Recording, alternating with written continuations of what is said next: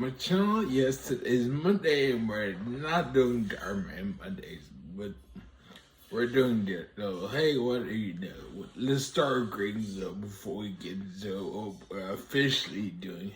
Hello, my name is Daniel. I'm your host here. Guy in the chair. And of course, we have the 7th episode of Daredevil Born Again. So let's sit back and enjoy.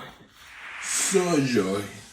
There is a specific detail in the title, The Hateful Darkness, that reveals exactly how Muse is going to trap Daredevil in episode 7, and it involves a location Matt Murdock thinks is safe. While everyone is focused on the Kingpin's political moves, a new threat is entering the story that weaponizes Matt's greatest strength against him, and it could lead to the permanent exposure of his secret identity. You're watching Screen Explain. The introduction of Muse into the MCU changes the rules of the city because he doesn't care about money or power. He only cares about art. In this episode, Muse is going to target the Blind Underground, a network of sensory-impaired citizens that Matt has subtly supported for years.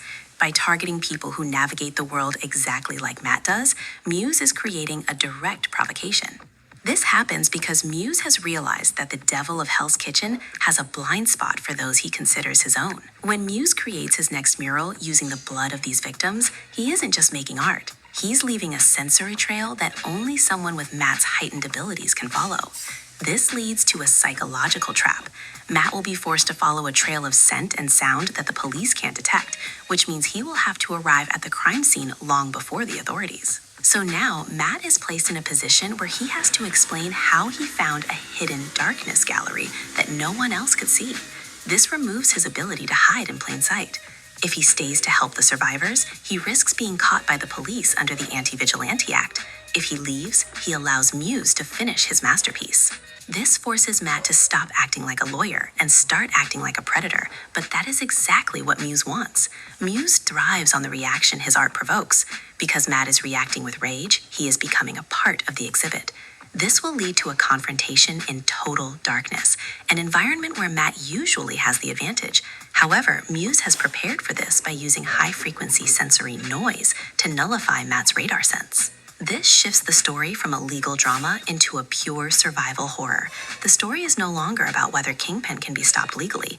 It becomes about whether Matt can function when his primary way of perceiving the world is turned into a weapon against him.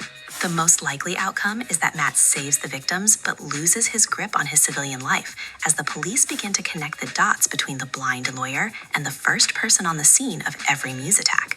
This leaves us with one major question. Can Daredevil defeat a killer who understands his biology better than he does? Subscribe to Screen Explain for more.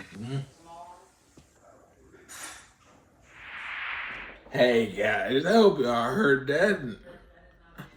I don't know, I could have swore Muse was taken out in the last season, but I don't know. It's craziness. But we'll see what happens in tomorrow's episode. I hope you all watch. But if you liked what you saw, you want to see more, don't forget to like it, comment down below, share, and then subscribe.